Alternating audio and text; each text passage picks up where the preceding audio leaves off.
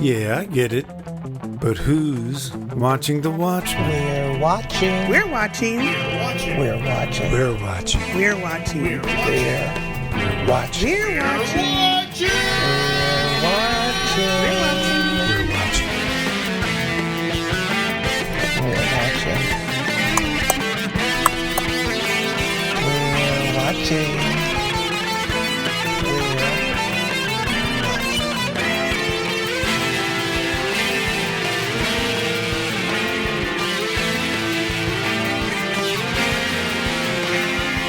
We're watching. We're watching. We're watching. We're watching. We're watching.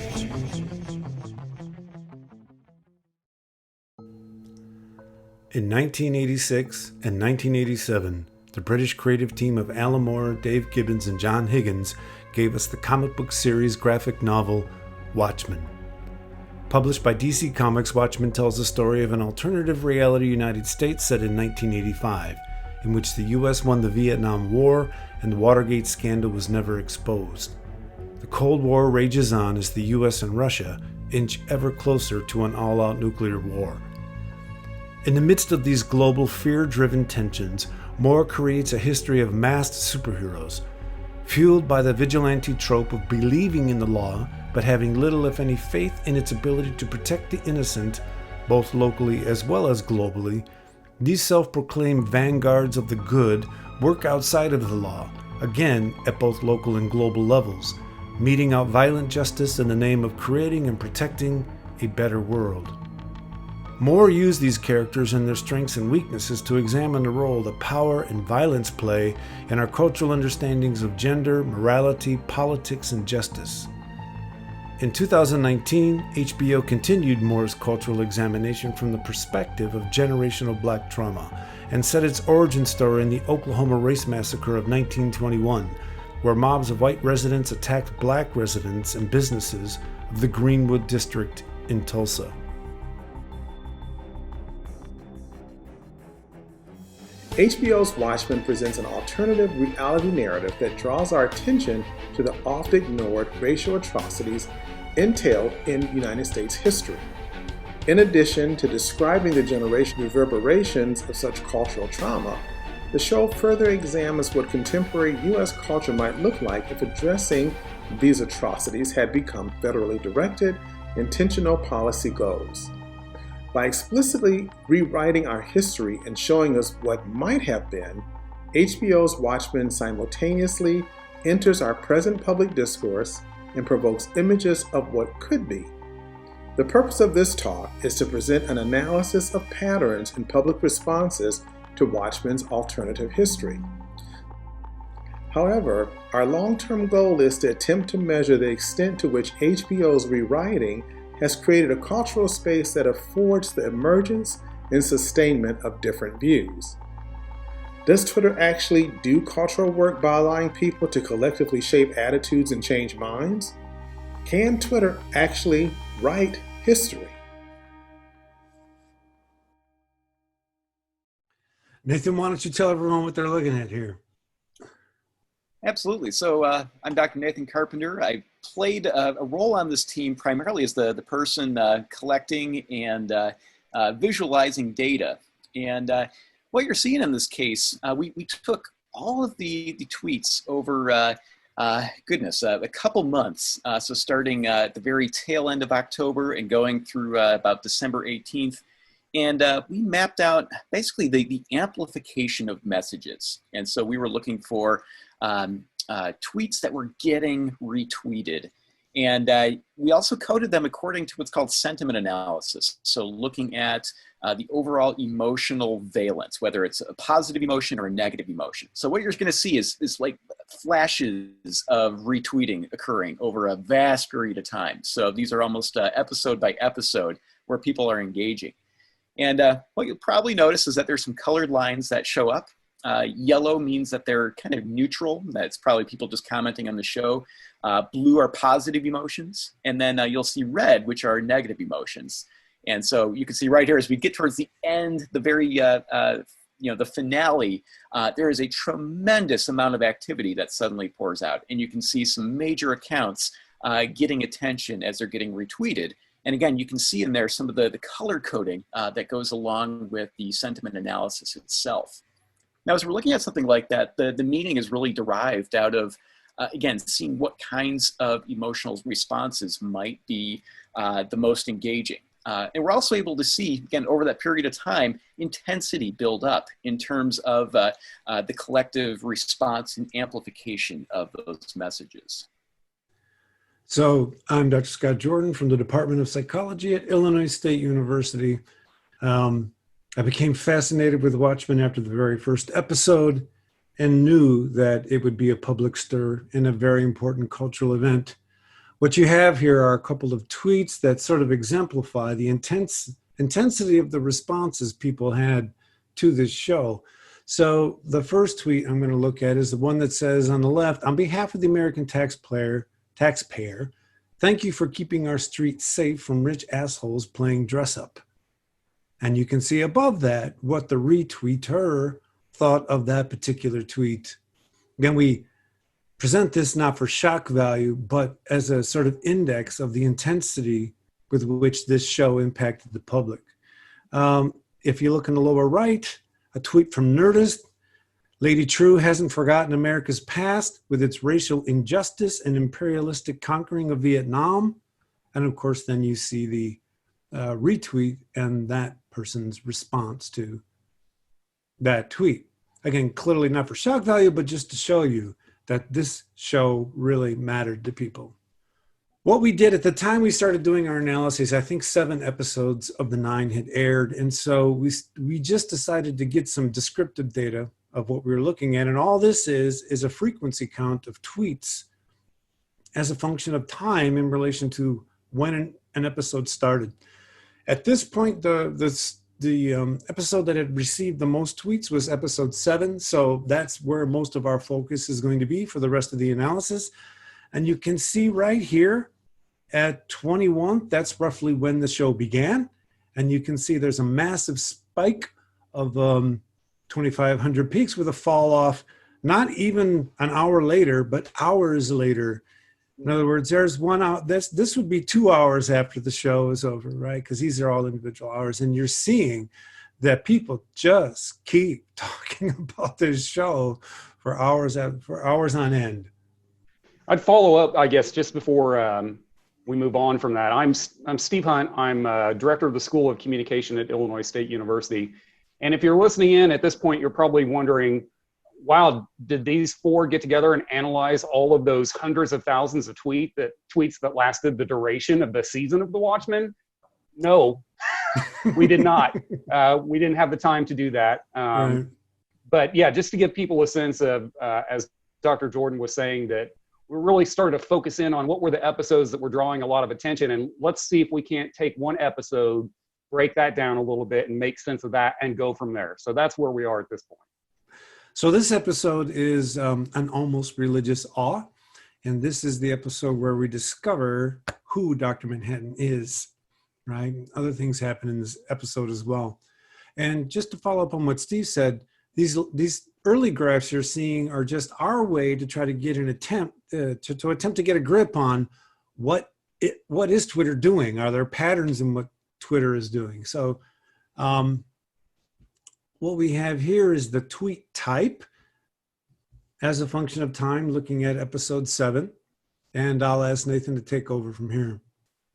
Yeah, absolutely. And for those of you interested too, the actual process of collecting this data is also pretty interesting. And so way back when Watchmen started, Scott or Dr. Jordan.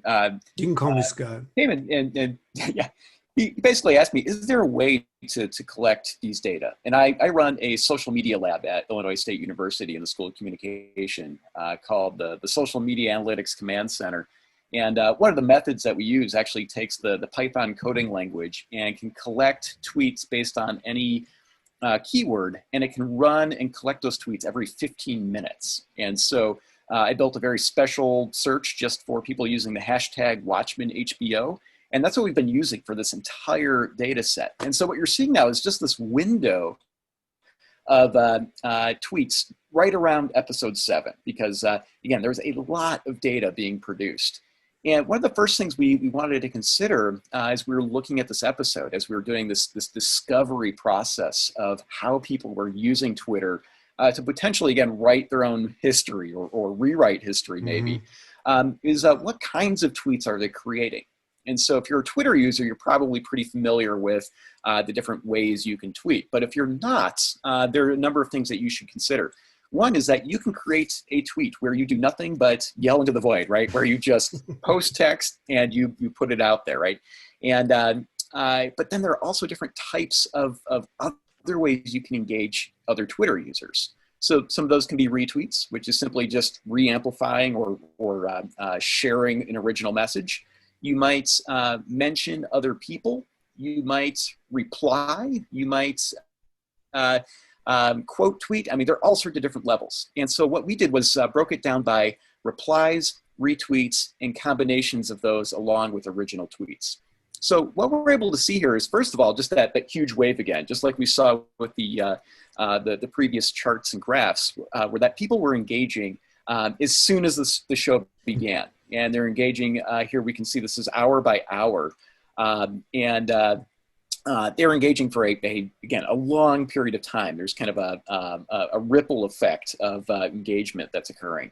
But what you see here again is the difference between no retweets. So these would be only the original tweets, those that had only replies, and those that were then retweets as well. And so especially if we pay attention to the green, the orange, and the yellow, gives you a really good sense of again, the original content created, the retweets themselves, and then people that are replying to other Twitter users. And again, those different kinds of engagements and different kinds of use of Twitter can potentially matter, and they can show us ways in which Twitter users are indeed engaging with others.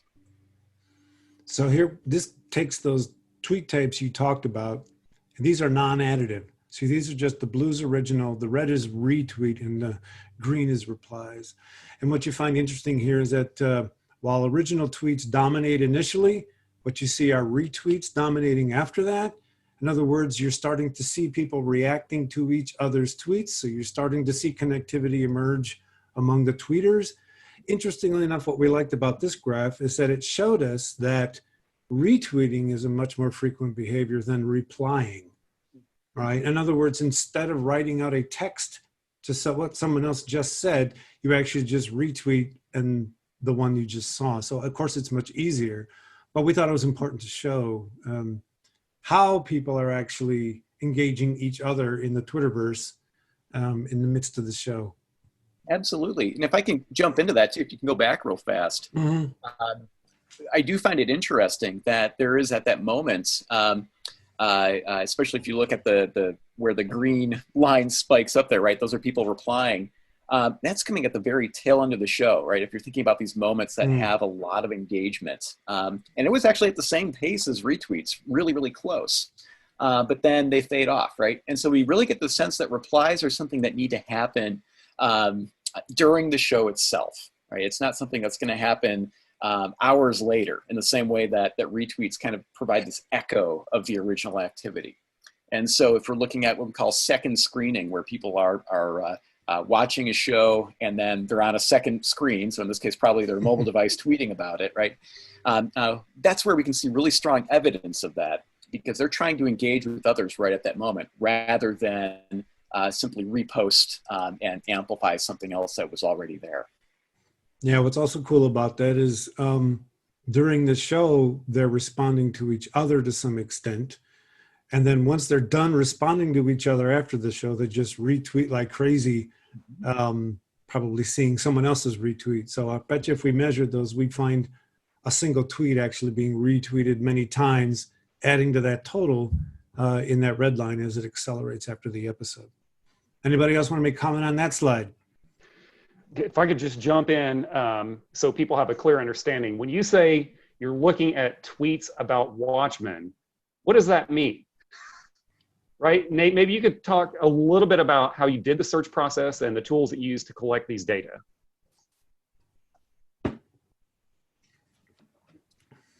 So yeah, again, what we were using was the hashtag of Watchmen HBO. So again, people who are using that hashtag during these time frames, right? And so again, we're really looking at the kind of the few hours before the show, the hours during the show, and the hours after the show. And so again, we're really trying to get that time frame. And what's so interesting about that show, of course, is there are multiple modes of consumption of that media. So there are people who are watching it live as it's being played on HBO. And there are also people who may be watching it on a streaming service, many minutes or hours delayed. And so within this mix, we're getting a little bit of everything. But what's great is the dominant thing that we are seeing is people who are engaging as they're watching the show itself, kind of in real time. So, but again, the way that we would collect them in this data set, we're not getting every conversation about Watchmen, right? There might be other things people could be posting. They might be talking about Regina King. They might be talking about other characters at this moment. But if they didn't use the hashtag, we wouldn't see it. So that hashtag is really the flag for us to pull it into the data set. And the computer program that we had running to collect this needed to have that hashtag in order for it to be counted. So in some ways, again, we're only getting a slice, right? We're not seeing absolutely everything. But of those that are self-selecting to participate by means of using that hashtag, that's what we're seeing right here in this case. So I'll just take this moment then to describe a little bit more about the process of collecting and obtaining data. So in our social media analytics command center, we run a number of different computer scripts that are programmed to go out and collect as many tweets as they possibly can in 15-minute segments. And we use the Python coding language to do that. And we've got a customized script that uses what's called the Twython wrapper that actually goes to Twitter, knocks on Twitter's door, and requests data. And it does that in a way that is compliant with Twitter's API, and then it saves those tweets into a database. And I think as of December 18, we had nearly 200,000 tweets that used the hashtag WatchmenHBO. And again, our search was only looking for those tweets that use that hashtag. But we were getting everything from retweets to replies to people mentioning and quote tweeting each other. So really, it represents a very broad spectrum of kinds of Twitter activity that you might see. And then a couple of the analysis techniques that I've been using. One is from that data set, then I import it into the RStudio visualization package that helps me work with the R programming script. And that's what I use to create some of these timelines, which again, lets me go through and take all the timestamps and put those into different windows. It allows me to apply different filters based on different characteristics of the text. So when we went through, we were able to pull out things that were just retweets or just mentions or just replies or just original tweets. And that's how we're able to put these into different timelines. And those are all codes and scripts that if you are watching this and you are really interested in how that happened, or if you'd like to see some of the code, you can feel free to reach out and contact me, and I'm happy to share that information, especially about how we make that happen with these different kinds of data sets. And I should mention too, there are all sorts of different ways to get the Twitter data. Our method, we use, again, Python and kind of all these convoluted, because that's something that we're able to automate and really do on the side without having to have anybody kind of spend a lot of time. And then we can come back into this really large data set at a later date and analyze it from there. But there are all sorts of different resources and tools out there. And again, if that's something of interest to you, feel free to reach out and contact me, and I'm happy to walk you through some of the options. So what we're looking at here now are the tweets, three tweet types during the episode itself, original tweets in the blue line, retweets in the red line, and then replies in the green line. And as you saw when we had them, when we didn't have time on such a fine scale, but a larger scale, the retweets tend to kick in, of course, after tweets, and the replies they tend to stay fairly steady state over the course of the entire episode, which kind of indicates that if you've got the red spike following a blue spike, it means the content of the show is really mattering. It's causing original tweets, which are evoking retweets, whereas the replies almost seem more personal, right? It doesn't really seem to be driven by the content of the show as much as the original tweets or the retweets. So what we did was Nathan gave us these data, and we thought, well, we have to figure out what happened in the show. So what we did was we got together and we watched the show, and we paid attention. And you can see behind Nathan on the wall there, we have our graph up on the wall. We're looking at the various timelines, trying to figure out what events are happening in the show that are leading to these peaks. And what you see here are the lines, or the events in the show, the episode, that actually seem to be associated with those peaks. Steve, do you want to carry us through these different peaks and what happened? Yeah, so this was one of those moments at the point that we produced this graph. We're watching the show. We're starting to get some insights into what's happening in this episode. So you heard Scott describe at the beginning of this presentation kind of an overview of Watchmen, its relationship to the graphic novel, and the context in which it is set. Hopefully everybody's seen Watchmen, the series, by now. But if you haven't, heads up, because you're going to learn more about it in this context. And so one of the things that graphing out the data in this kind of a form allows us to see are the areas where there's really significant conversation happening in social about the episode. And we kind of quickly were able to identify via timestamp those three big moments in this particular episode. So there's a moment that happens relatively early that involves a trap door, where there's a spike in activity around that. There's another moment later on where grandma dies, which generates another spike in activity. And then you see that third peak there closer to the end, where there's a big revelation about one of the characters in the show being Dr. Manhattan. So this, as I recall, us having the conversations, and this was pre-COVID, by the way. Remember, we could get together and hang out face to face together. That was such an awesome time. It was. But where we start, so we got our hands around how do we collect data. We were able to identify, okay, let's look at a particular episode because there's so much activity around this episode. And now we're starting to get into sense making about what is happening. I guess I would turn it over to Byron or Nathan if you have other things that you want to say about this episode and what we're seeing here. Yeah, I'll add something. And I was extremely happy that we chose this episode, because I think it has a lot of meaning, because this show really, I think for me, I think for all of us, deals with this notion of Black trauma in the United States, right? And it really touches on, and the whole entire show does a great job of looking at this, by making us deal with our history, right? With the history of race and racism in this country. And so because we see so much of baby Angela's kind of trauma that happens, right? And we know that this is now this generational trauma, especially in this current era that we live in. So this is a really exciting episode to look at. And I came in, the gentleman invited me into this, into being a part of this a little bit later. First I was a little leery, because I was like, oh no, Twitter analysis, I don't know anything about that. But the way we can look at culture through the Twitter analysis, to me, is just fascinating. And you begin to see this when we look at the tweets by type, and we look at these peaks in the tweets that we're looking at here. So it becomes a really important part of a very important way to think about culture. And I'll say a little bit more of that when we get to the end, because it also ties in, for me, how we might look at a political culture in the 21st century by studying something this way, by doing a Twitter analysis.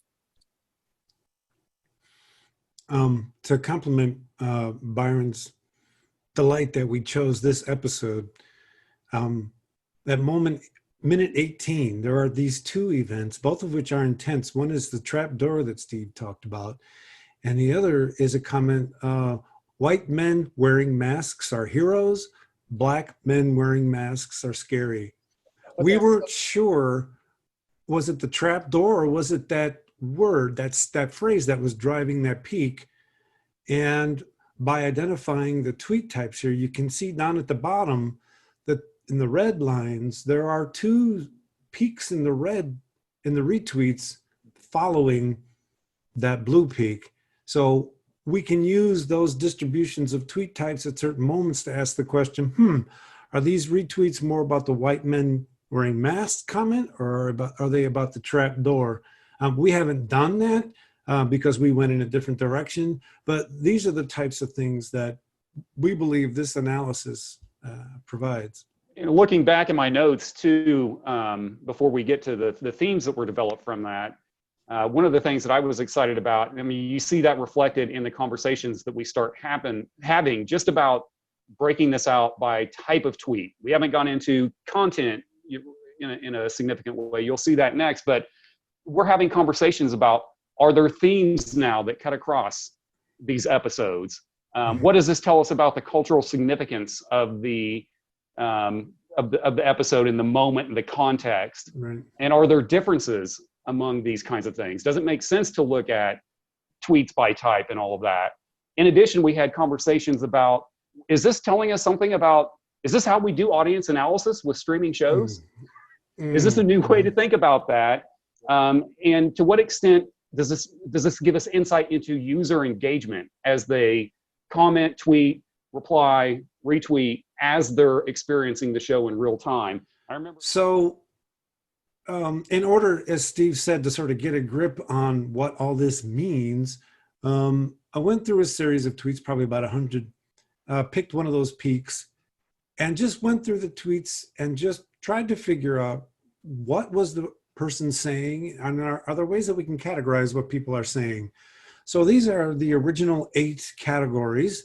Praise, that'd be for an actor, the show. It's not about the events in the show, but it's about the quality of the show. The next one was surprise, a statement that expresses surprise about what happened in the show. Like, oh my God, I can't believe she didn't know that was going to happen. Joke, it's simply just a joke. Meta, it's not about an event in the show per se. It's more a poetic restatement about culture. For example, this is the best show ever made, etc. Comment was basically just a comment about the show. How we separated that from meta, well, you'll see that proved to be problematic later. Insight, someone who's connecting the dots in the show, like, oh my God, you mean he's been Manhattan the whole time? It's not so much surprise as it's kind of rehashing what they've experienced over the last 7 episodes and then making sense. Interesting category called self, where people just say, I'm watching Watchmen now, or something along those lines. And then question, which advances a question, including rhetorical questions. Those were just the initial categories that I sort of created. And the questions we're trying to get after is, how do Twitter users write history? What are the different qualities of comments over the course of the episode? What are people amplifying with retweets? For the first peek, it looks like they're identifying with meta comments. So we're trying to see, does the tweet type relate to the category? And so I think that's when Rona hit and we all had to go home. And we, to be honest, we were also caught up in doing what we had to do in the new Rona environment that the project just had to take a standstill for a bit. And of course, this is the Agent PD tweet that went out as a public service announcement asking people to clean their hands. It's absolutely delightful tweet. And then these are just examples of some of the tweets themselves and the categorizations they were given. Yeah, so I'll read off a couple of the tweets and mention the category under, right? So for instance, under surprise, it says, what the hell is Lori doing? One under joke, Agent Blake, you all right? Watchmen, hashtag Watchmen, nasty fall. One under, let's see, surprise. What in the hell? Then we have praise. If you're not watching, hashtag Watchmen, I don't know what the F-U-C-K you're doing with your life. And then one from Meta. If you don't want your kids to worry you're a cop, then why are you a cop? right? So we can see how that's meta and the way it relates to current public culture. And then insight, when someone is piecing together something. So who did she just call? Senator Keene, right? So we're figuring out something there. And so those are some examples of the categories. And you can see how we tried to match those with the kind of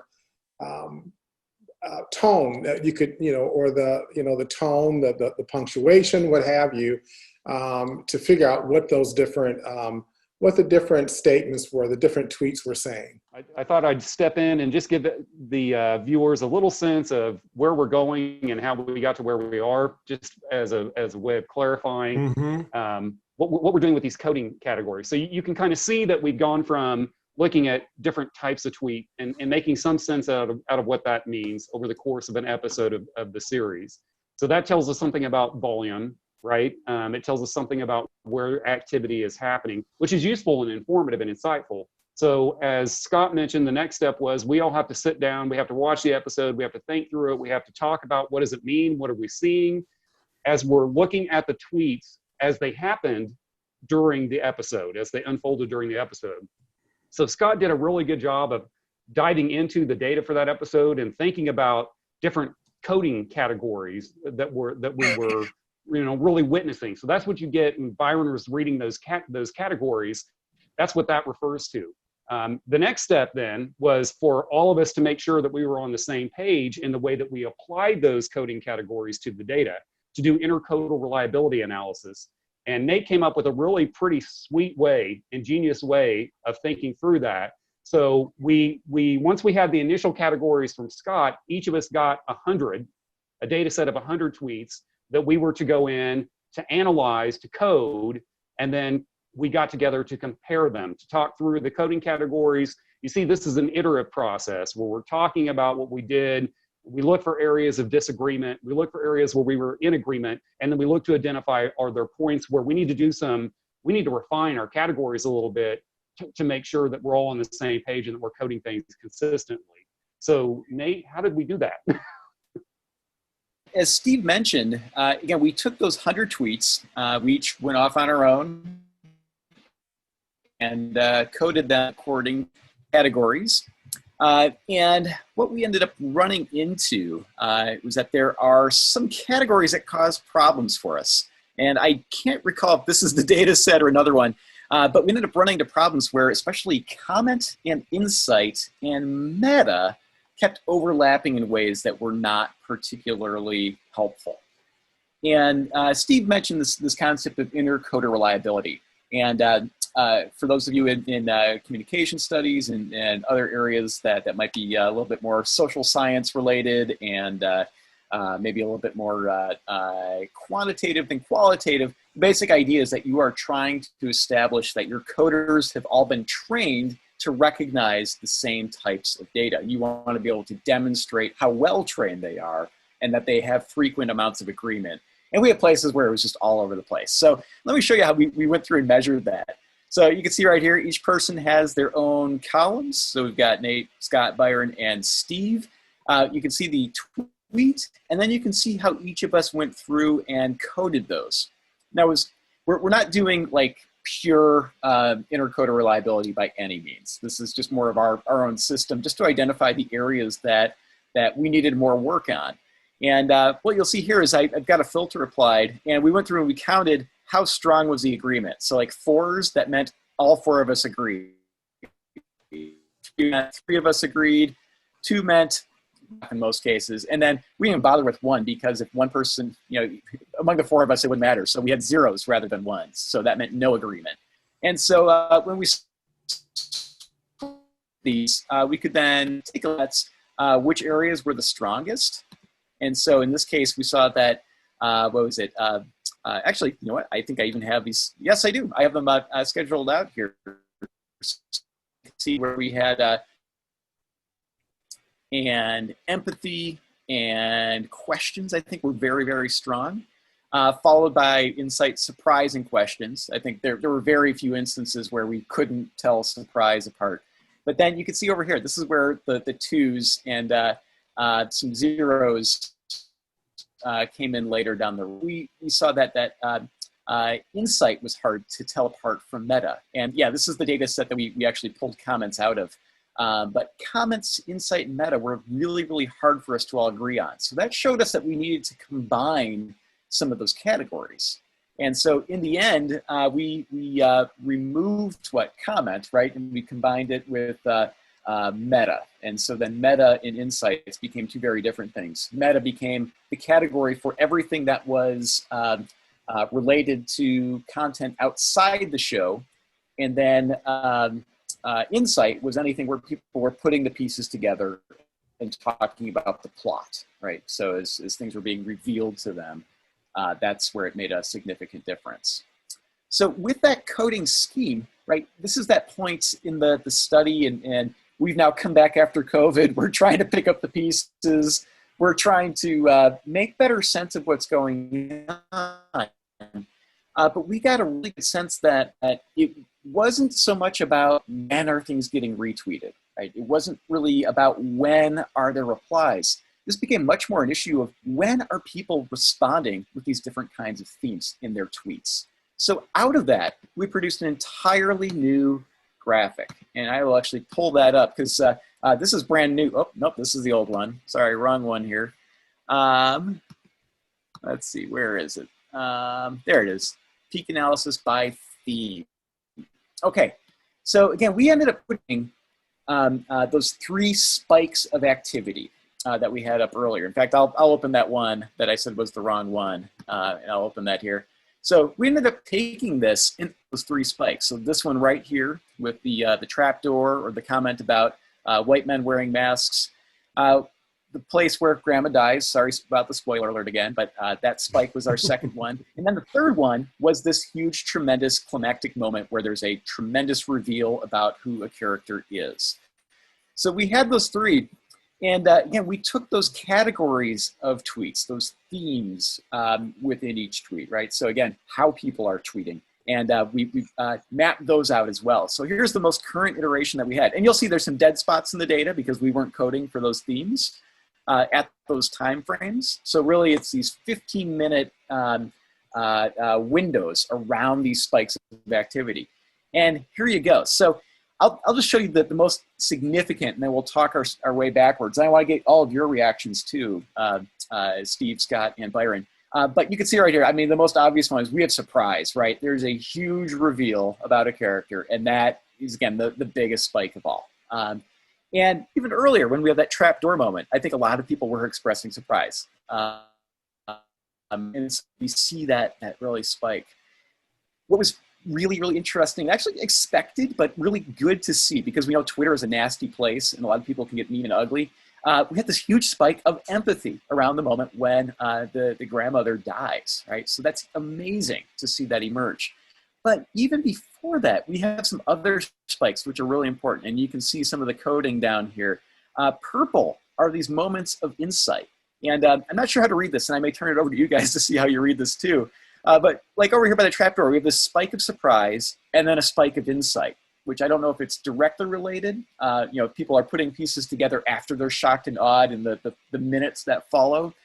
I think the same thing happens here. We've got all this empathy followed by some spikes, and pretty significant spikes of insight as people are kind of primed to feel strongly and then put pieces together, right? That might be one way to read that. Mm-hmm. And there are things that we're seeing spike here. So blue is praise for the show or people within the show.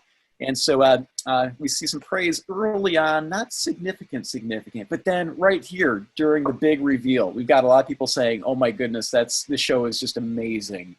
Not only did it shock and awe me, but I was happy about it, right? So we see lots of big spikes of praise.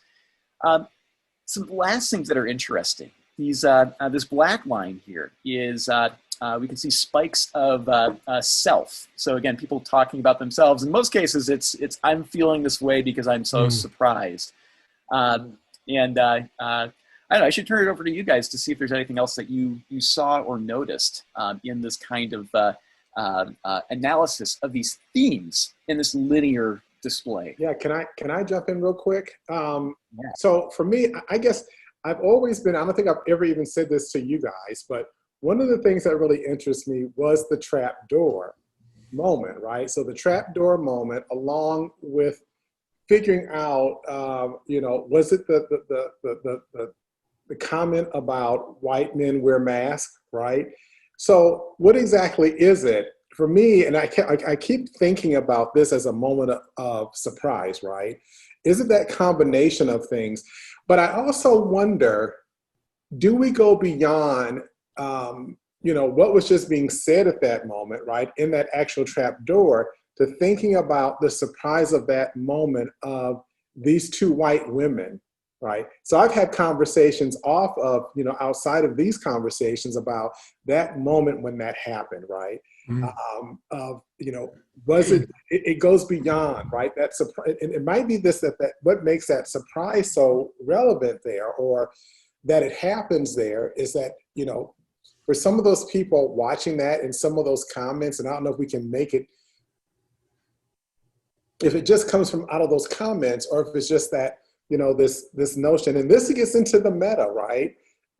Is this cross between the meta and surprise? Because this is a moment where I think, and I'm going to speak just from someone being African-American, that while these two white women are in this serious, deep-ass conversation, right, about this notion of mask and race, right, and who wears the mask, but in this case, who wears the mask and why do they wear it, right? And I think sometimes I wonder, does that surprise come from the fact that this show, such an integral part of popular culture, is actually addressing this issue in that moment, right?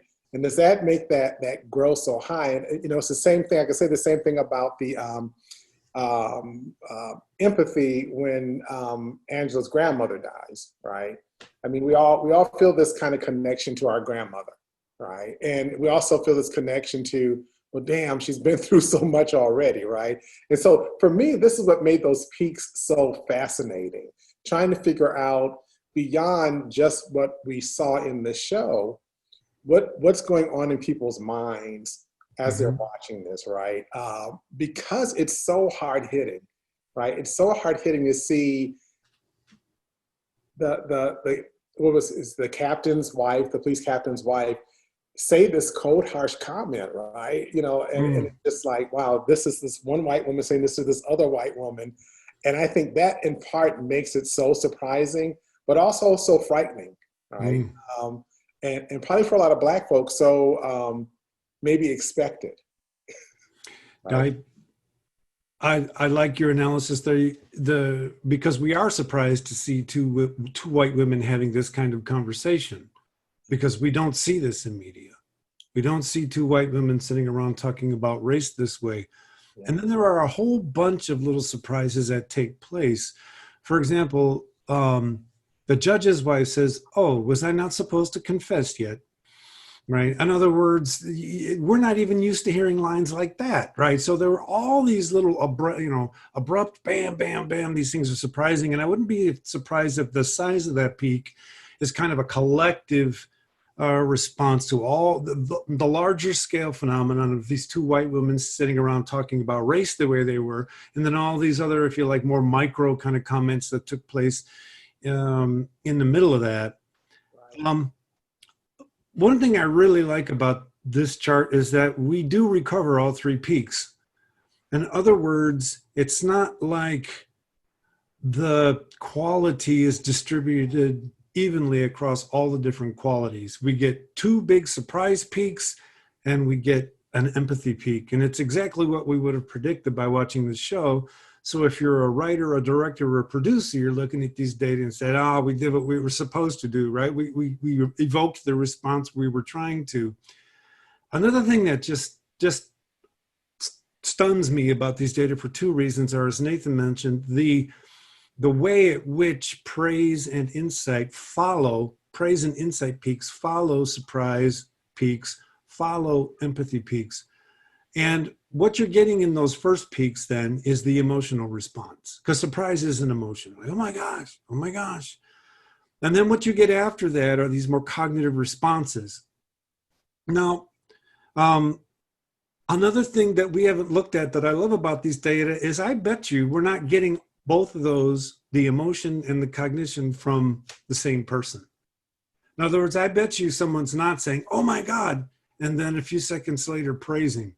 I suspect you've just got, this is just a sample of thousands of people all watching the show at the same time, all having their own individual responses to the show. And what I love about that is it sort of makes clear that culture is this collection of different type of people.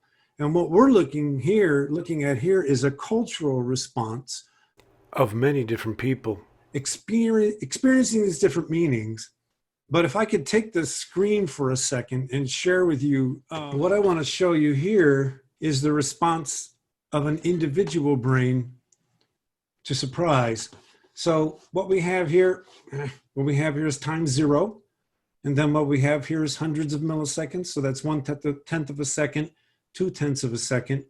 And what we have here is brain activity, where this peak here, which is called P300, it's called P300 because it's a positivity in brain activity that takes place roughly 300 milliseconds after the presentation of a stimulus. Of course, the stimulus was presented here.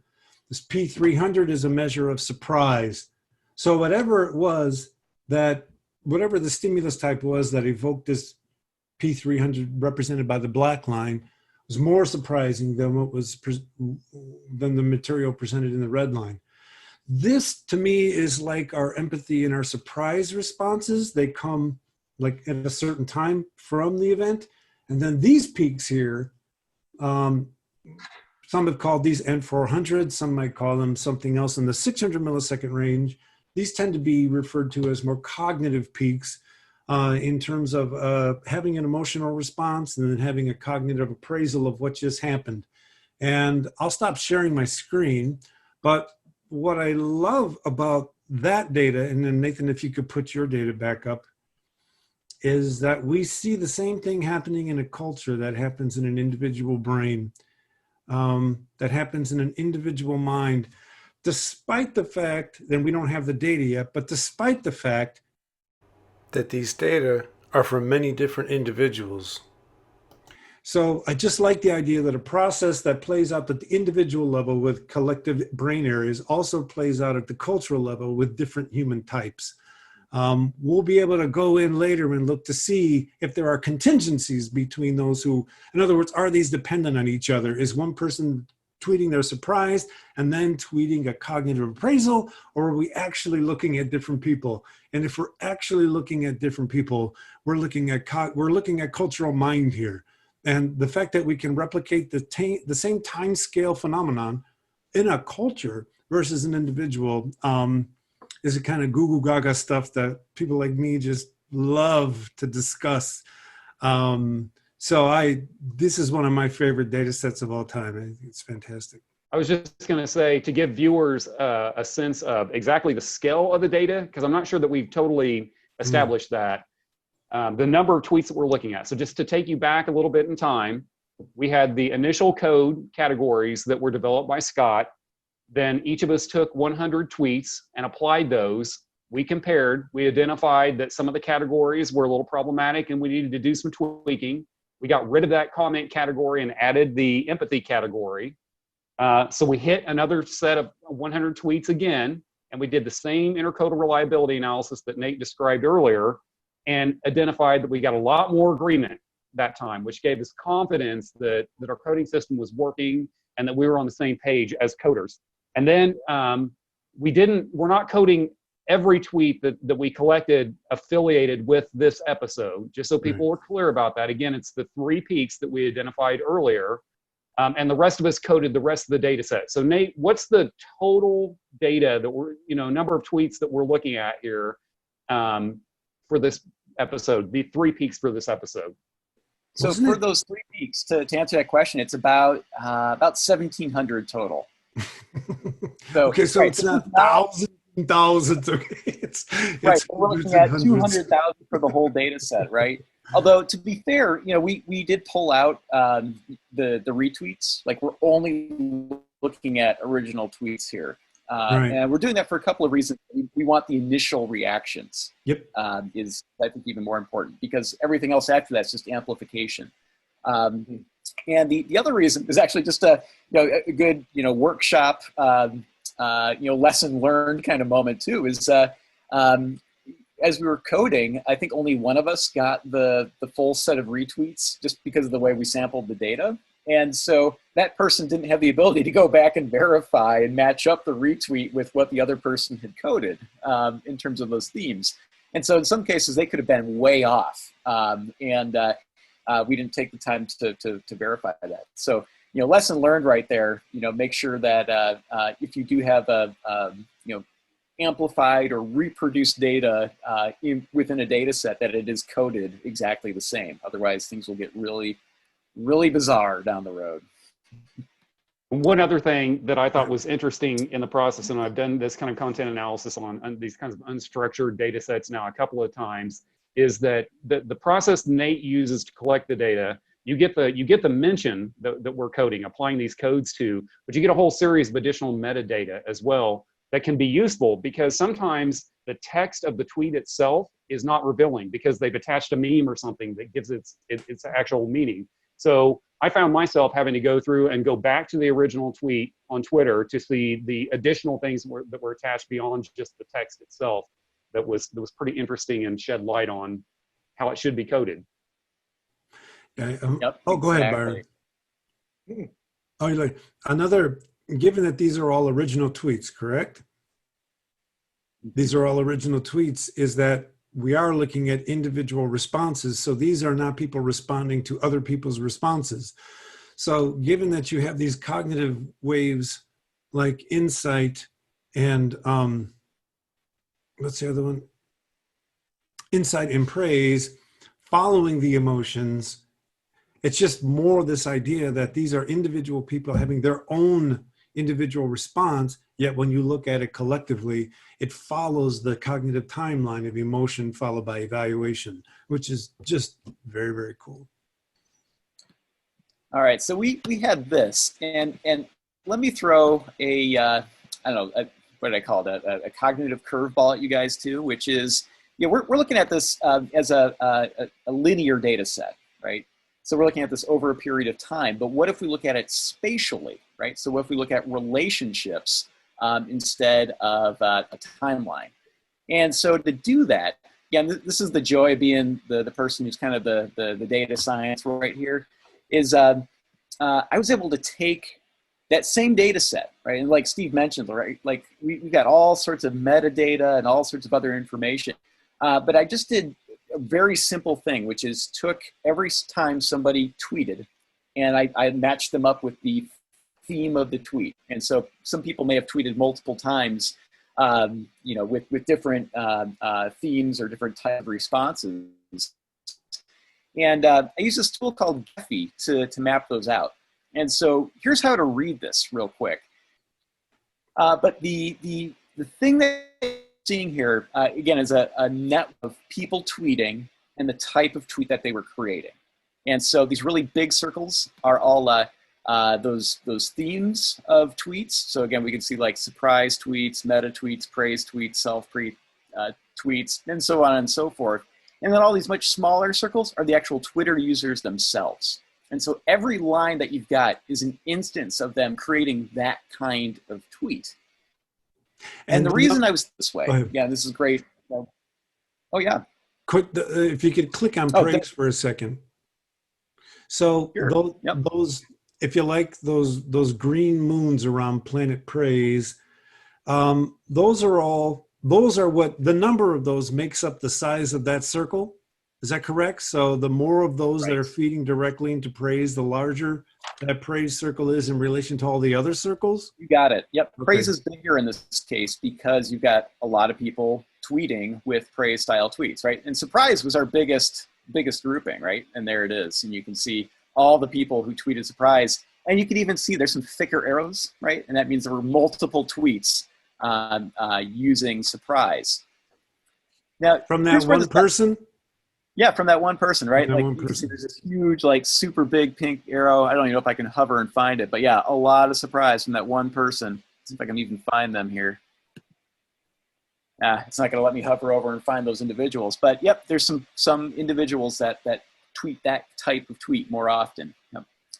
Now, there's a couple of things going on here as well. And I'll apologize. I mean, these kinds of analyses often turn into, like balls of yarn that the cat got into. But what I really enjoy about this, though, is that you've got size, right? So that shows you just the categories with more connections or more types of tweets.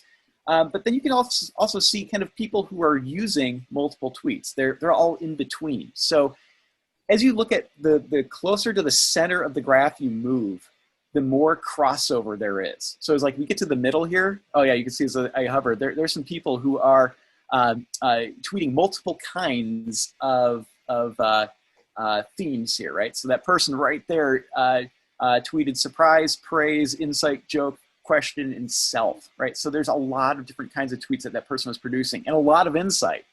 And if I think, even if we zoomed in, yeah, Brazil 201, I think this is like a Twitter account from Brazil that we saw in like every episode, right? They're like a super fan account. So of course they're going to be tweeting insight. They want to be, in terms of an online community or culture, they want to be the ones sharing knowledge, right? That's a lot of social capital if you have knowledge about the show or can put things together.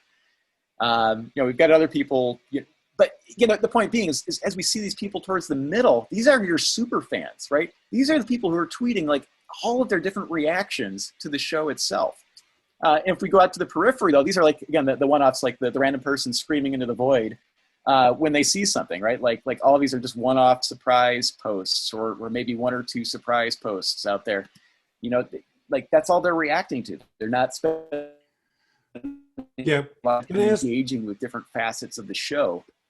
Can I ask you a question, Nathan? So all the little surprise planets or surprise moons around planet Surprise, does that mean that those people only tweeted surprise tweets? Yeah, all these ones on the periphery. Across all three peaks? Yep, exactly. And actually, when you talk about peaks, that's another level of coding that we were able to do here. So the color of the lines matters here. So this is that each of these areas, again, each of these themes is color coded.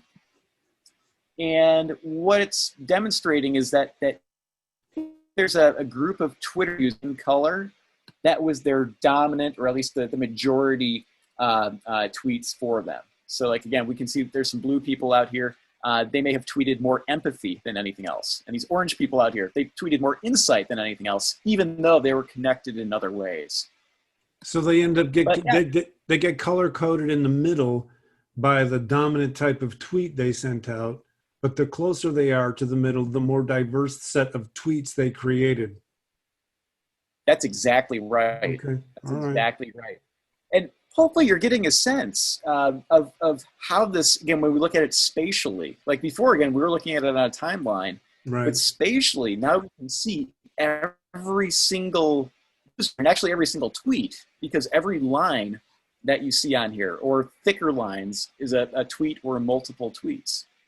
So, and I'm glad you actually raised that question about the peaks themselves. Actually, I got it set up here. So we can see green. These are all the first peak, again, around that trapdoor and the white men wear masks comment here.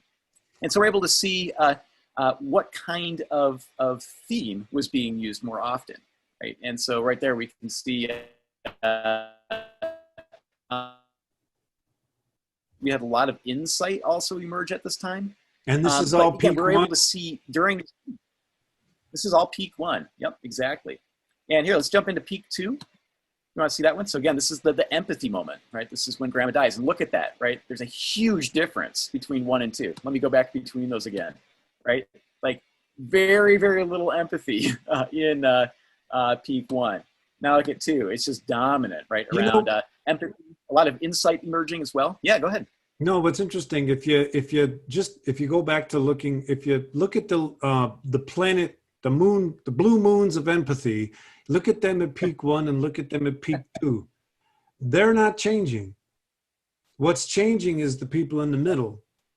In other words, the people in the middle are the ones who are, when we see that spike of empathy, it's not coming from people who Am I making any sense? In other Oh, words, yeah. the number of moons around planet empathy does not increase from peak 1 to peak 2. What Right. happens is the people in the middle, the players, they're the ones that are actually, Yep. it's as if they're experiencing the episode more holistically, right? They're going with surprise when surprise happens. They're going with empathy when empathy happens. And they also, so whether or not they're movers or shakers, I don't know. But I just find it interesting that you don't see a whole bunch more people become empathy people in peak 2 or something like that. Right. And I think that that's a great point for future analyses, right? As we're thinking about who are some of these groups, who are the people with kind of the cultural and social capital throughout all of these episodes, and being able to measure those, right? Like if we're thinking about some of the implications for this kind of work, measuring influence, right? Like if you are Yes. HBO and following this kind of stuff, you want to know who those super fans are and what kind of impact and what you've highlighted there, that diversity of experience among this group. These are people who are really invested in the show and are not afraid to make that public. Right. It'd be interesting to see if they're leaders. It'd be interesting to see if they're the ones that are retweeted, right? Or what their network strength is. And if that network strength changes over the course of the peaks, as they become bigger nodes. Absolutely. And then, because I'm sure everybody wants to see, what does that final peak look like? Now we get those pink lines, right? And we get a little bit of everything, but that's where you see that dominant moment of surprise, right? Where, and again, you've got a lot of people who that's the only thing they tweet.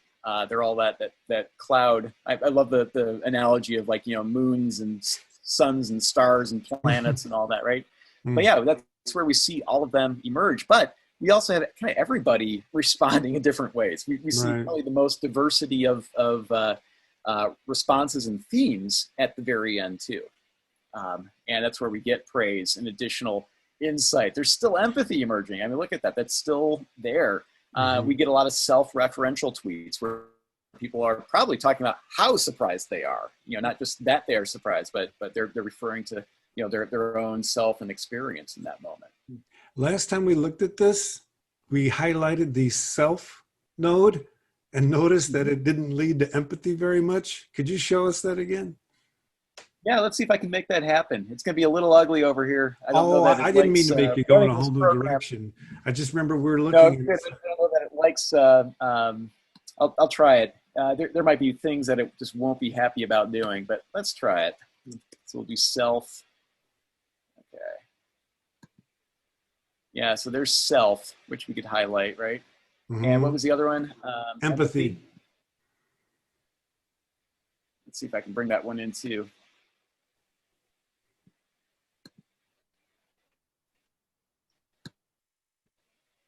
And empathy. Let's see if they'll let us do both. Well, I can jump between the two so you can just see them real quick, right? But yeah, there's so little overlap, right?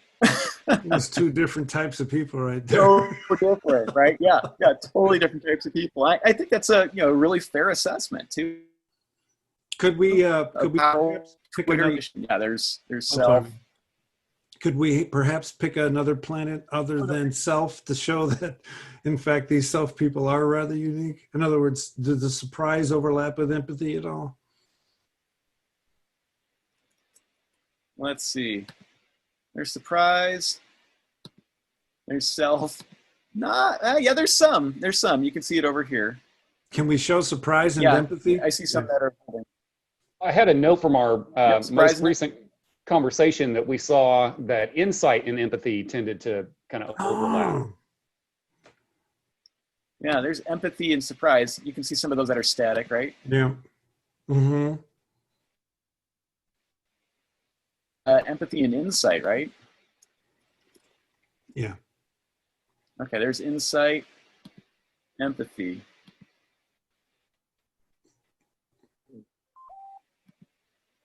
Some that are stationary and static there. Yep. So, yeah, I think what's so cool is the different way of conceptualizing these themes is really valuable, right? Like we started with just thinking about timelines, and we identified these moments in the show that were really important. But then being able to look at relationships among individuals and the kinds of themes they're using is also going to be very important going forward. And I think this kind of analysis, which is called social network analysis, can be extremely valuable in doing that.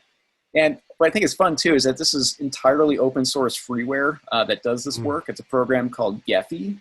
And again, if you're watching this video and you've made it this far with us, and you're curious how to do this stuff, feel free to reach out. We're happy to provide some of the resources and tools and links to tutorials and things that we've used. Another quick thing I want to say about what we're looking at here is this is all us here. That's not me being egoistic. What I'm saying is those networks are us going into linear, as you said, Twitter data and coding the quality of the meaning or semantics we found in those tweets. And lo and behold, you get this amazing structure of order emerging out of it. It validates what the writers and producers were doing, right? And the actors were doing. And then it sort of validates our coding. And then it allows us to then later have faith that we have semantically coded these tweets correctly. So now we can look to see, okay, let's look at those people in the middle. Are they the ones that are actually, even though they're tweeting these different types, are they also more connected with everybody else? Are they hubs? Because that would kind of indicate that they're sort of cultural leaders, right? They're going to go wherever they need to go in the Twitterverse to sort of have an impact, and people are following them and retweeting them, et cetera. Yeah. Mm-hmm. So can I have a question? Absolutely. And I think we... Oh, go ahead, Nathan. Oh, no, you're good. Go for it. So let me ask this question of you all. So, one of the things that I like about where this has gone to, right, from the linear graphs to the planets, right? I'm gonna call it the planeting, is that I think it does this work of kind of reconstructing kind of the way we think about cultural emotion. And Scott, I'm gonna let you kind of go with this.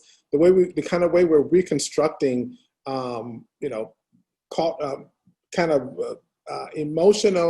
the emotion into a way we can think about cultural behavior of sorts, right? Mm-hmm.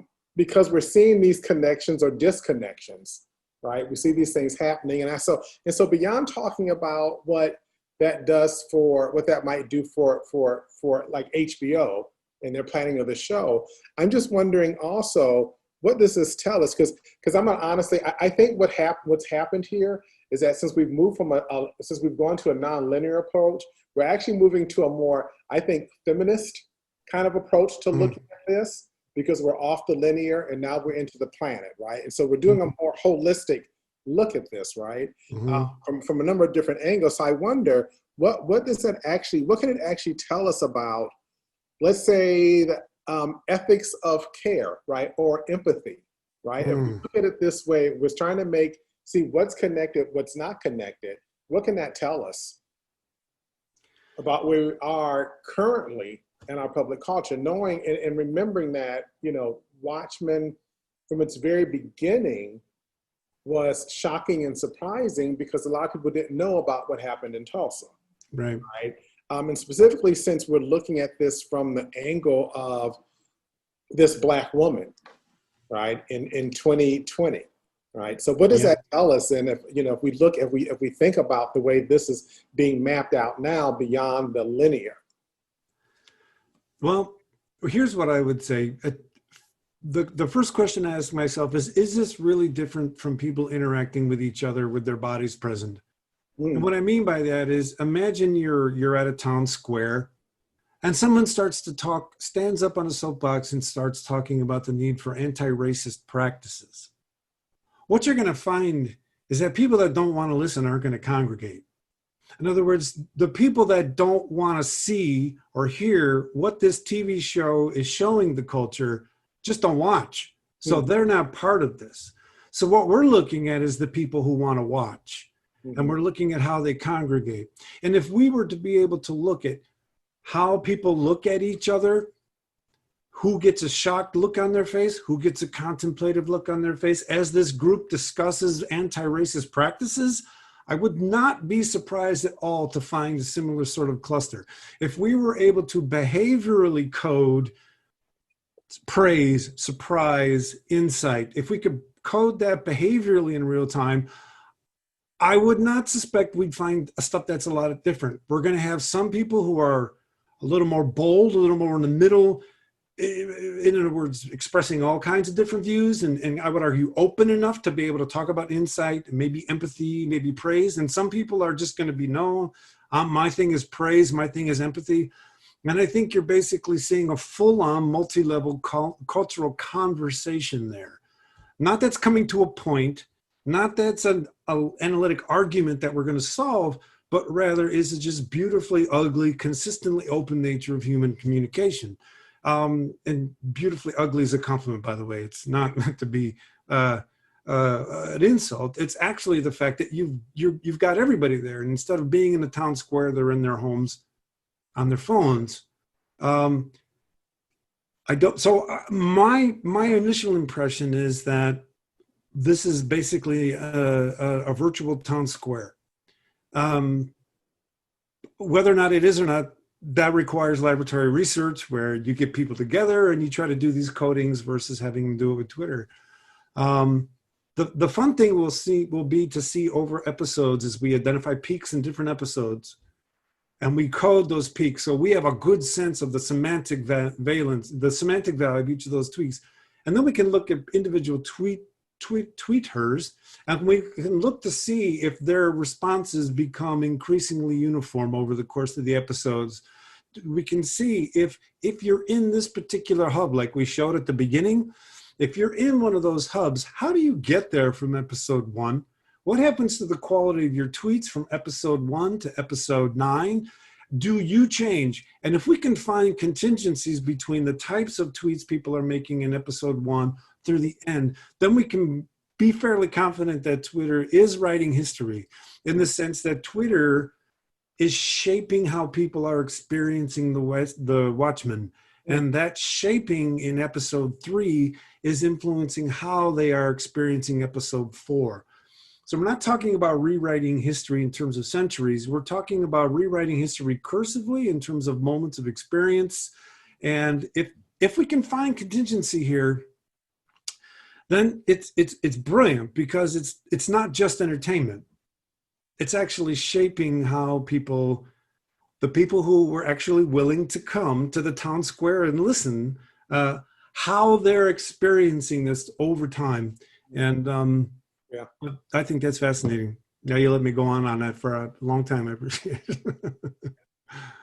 Twitter's the town hall. Cut up for us then too, because this was 1,700 tweets, and we've got 198,000, 200,000. No, You'll cover the rest of the show. So right, and get to work. That means, yes, absolutely get to work. But yeah, I think that speaks to a lot of possibility. And again, I think what's really cool is we've got these emerging, in existing digital humanities style tools that can allow the development of exactly these insights. We're still in the early stages of this, right? Like this has been a workshop to just talk about how we approach this and where we're going, right? It's basically just getting on this trajectory towards some really new and interdisciplinary work at this point. Yeah, I think it really lets us think about this whole notion of kind of the power of media in this moment as well, right? The power of media to tell these stories that have either been forgotten or have never been told. Yes. And then measuring how people are responding to those stories finally being told is extremely important, right? And I think, and we'll see that. I think we'll see that as we're, not to give a shout out to Lovecraft Country, but to give a shout out to Lovecraft Country. What's happening with these shows, right? Are people coming, is Twitter becoming this town square where people are coming and we're hearing these, we're starting to hear these thoughts about it. And, Scott, I was thinking about the tweet that you had up earlier at the very beginning of this today.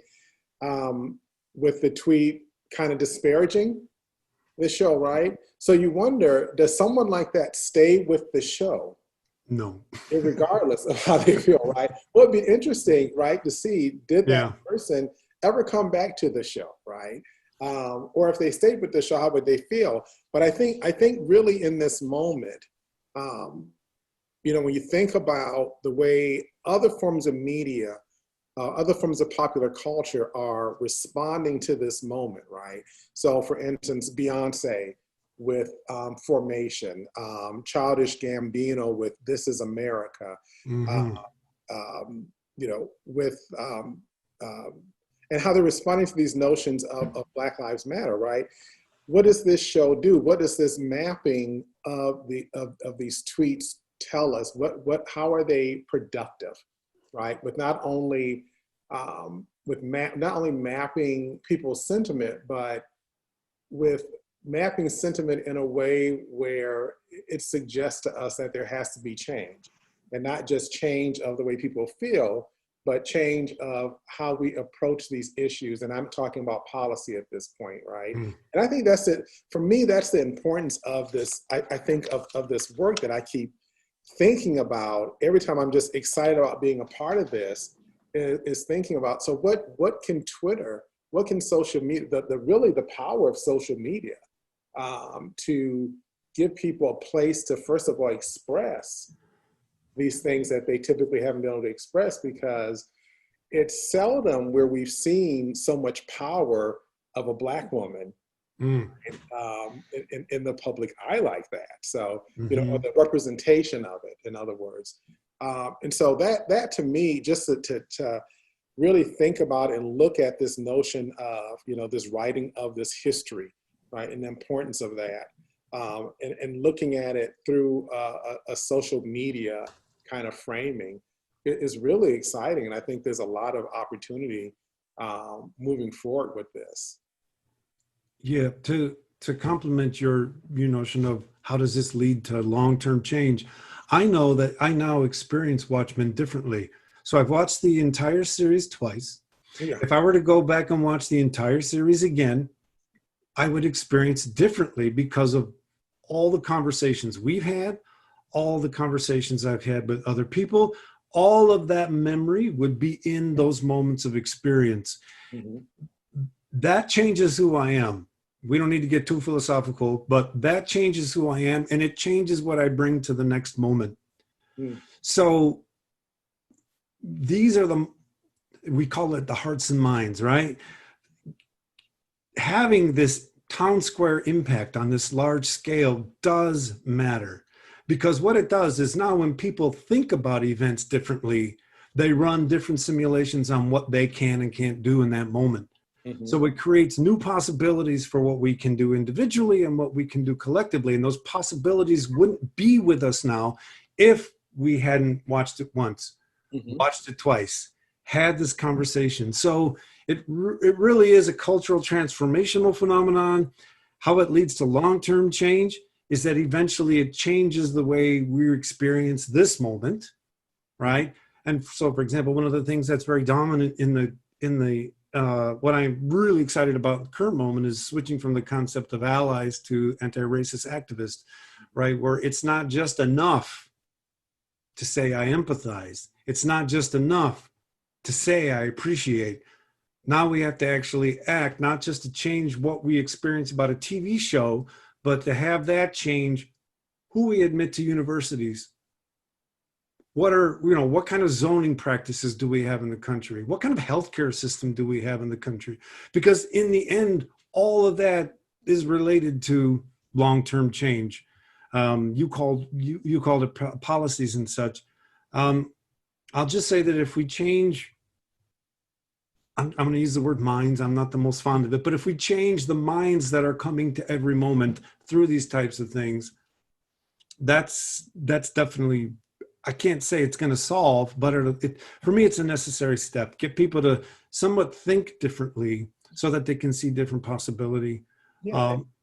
And it's cool to see those minds, right? I think we're literally mapping out those, minds per se, right? And how are those minds responding to these incidents, to these moments in the show that I argue are, almost kind of very real moments, Yes.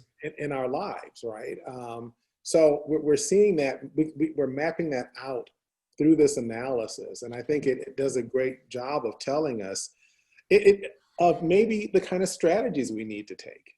Mm. So there's a lot of usefulness in this. One strategy we definitely have to take is to continue producing this type of media. Yes. And one strategy is to go and try to find those people who didn't come to the town square and find a reason to persuade them to come. The other is to just become increasingly active with the people who are in the town square, so that over time the amplitude of that activity just becomes sustainable. In other words, instead of waiting for everybody to catch up, you just keep moving forward. And as you keep moving forward positively, I can talk about these things much more positively, meaning with authenticity and belief, much more authentically now than I could 3 years ago. It has everything to do with watching this show. It has everything to do with working with you guys. It has everything to do with all the other anti-racist practices I find myself involved in at the moment. And so I would say keep pushing the pressure. Keep pushing the pressure. And give people something they want to become. And those who don't want to come to the town square eventually, maybe we'll be talking about different things at the town square. You just need to keep leading, I would argue. And I'll stop there. I know we're almost, I think, close to 90 minutes, but I just wanted to echo what Scott and Byron, and I know Nate will agree with this, said the conversations that we've had have been absolutely invigorating and outstanding.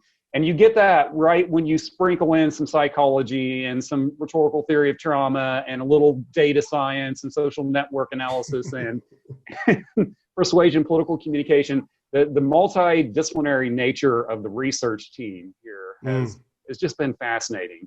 And I hope that others have the opportunity, if they haven't already, to experience that in their scholarly career, because it's really cool. And we have those kinds of conversations that you just saw unfold pretty much every time we get together. Yes. Let's look at, I completely agree. Let's look at a really high impact thing that happened because of this group. On the night that the President of the United States gave his talk in Tulsa, Byron and Steve gave a talk. That happened because we were working in this group, because we had organized ourselves around these anti-racist practices and ideas. And we said, we got to do this. Now, that's not a Watchmen thing, but that's a network that emerges off of the work that we do. And that's the idea. We never know where it's going to go. We never know where Twitter's going to take us, but we know that if we don't do the work, nothing's going to happen, right? So sometimes when I sit here and I talk about work, and I make it sound like I'm out persuading people with pamphlets and standing in the town square, and I find out that what I'm really doing is analyzing Twitter data, I start to feel real trite, right? At the same time, Lovecraft Country's Twitter frequency is already probably 5 times greater than the Watchmen. Why? One, because the culture practiced with the Watchmen, right? The culture said, oh my God, this is something we've not seen before.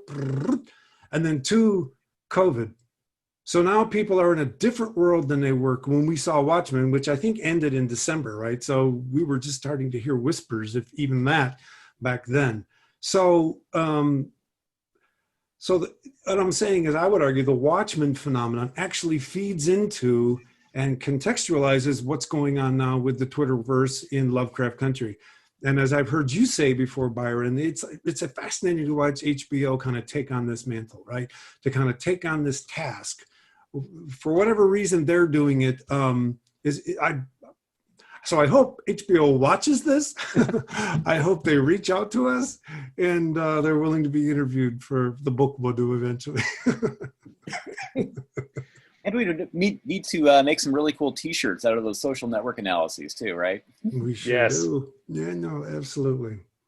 And by the way, the talk that Scott referenced with Byron and Steve, it's not this Steve, it's a different Steve. And you can find that if you go to the School of Communication at Illinois State University's Facebook page. That talk is available there. It's awesome. It's a fantastic talk. And It just led to the four of us doing other things together, right? I mean, and so that network, dare I say, is recursively sustaining itself. And it'll become a different network in a year and a half. But it's all about the work. It's all about the relationality. And you're right, we're able to capture that with Twitter. And I don't think it's that far removed from people being together in town square. It's still surprise. It's still empathy. And, it still matters. So. Yes. Any final comments, guys?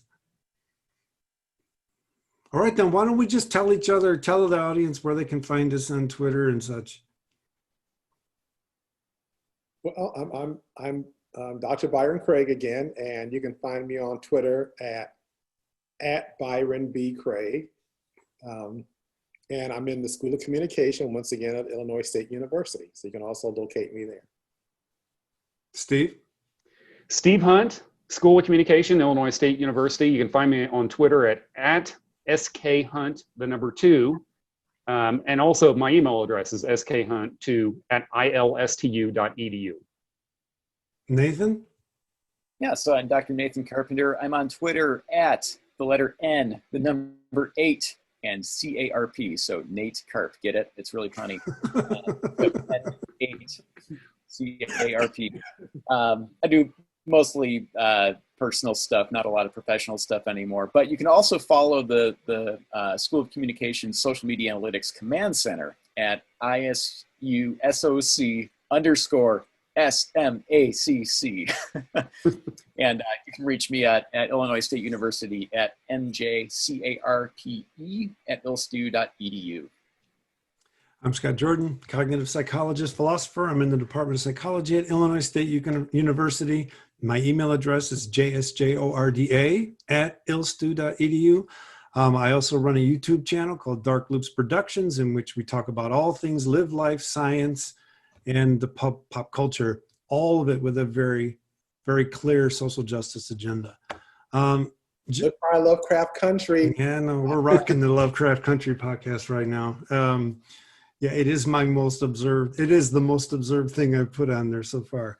So, gentlemen, thank you so much for joining me on this panel. It's been a pleasure to work with you, and that'll do. All right. Yeah, I get it.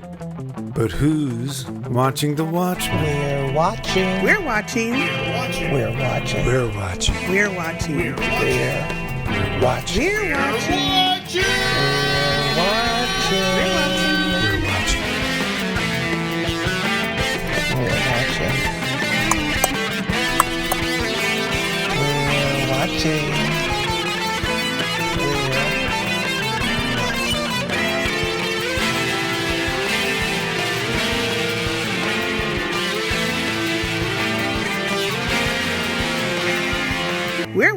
We're watching. We're watching. We're watching. We're watching. We're watching.